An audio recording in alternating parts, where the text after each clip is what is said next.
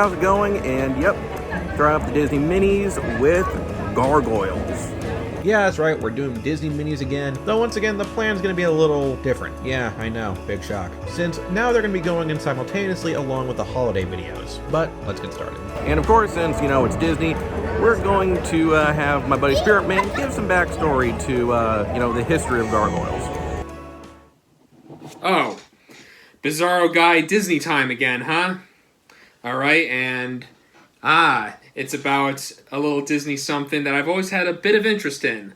Gargoyles, one of the most beloved Disney afternoon cartoon shows of the 90s. Ran between 1994 and 1997 with 78 amazing, well, not so amazing, third season episodes. It spawned off its own spin-off video game, and even had its own sequel comic book series in the late 2000s with a fairly short 12-issue Volume 1 run, but also recently had, as of 2022, an ongoing second volume. Also, after years of development hell for a live-action film, a live-action reboot series is well underway and may come very soon for Disney Plus before you know it. Some would consider this a blatant rip-off of this Batman animated series, though a lot of others, especially those who actually watch the show and have followed it thoroughly over the years, would very well argue that it has its own identity of its own special, dark tone, epic stories. Also, just to point out here, the third season is quite well hated, especially considering that the creator of the show, Greg Weisman, had little to nothing to do with overall production of that final season. As Bizarroguy himself would put it,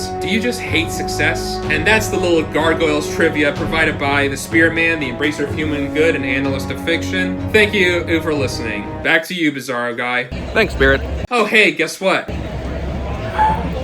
What? Happy holidays, Bizarroguy. Oh, happy holidays to you. Oh, and yeah, that's right. Fuck!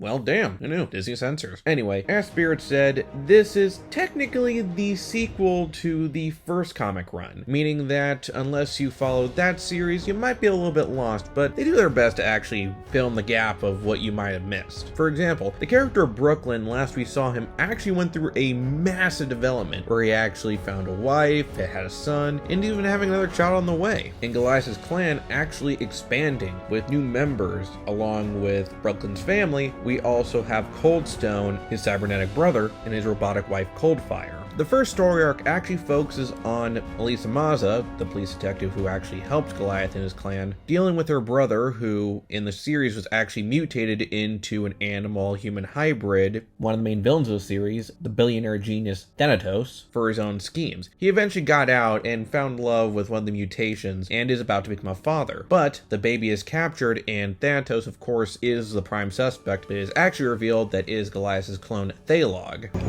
Which is pretty cool. Thalog was actually one of my favorite villains in the show. I'll let you read for yourself, but it is tons of fun. And this is also kind of a redo of Season 3, especially since later on we do actually retread some stories, like Goliath going on trial. The art is pretty solid, the characters are written pretty much on point, which makes sense because the comic is written by Weisman, which also makes it easier to imagine the characters saying this with the voices of the show. It's a solid continuation.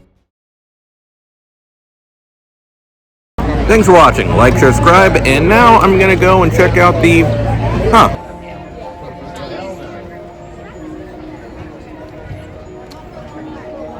I always wind up on that ride.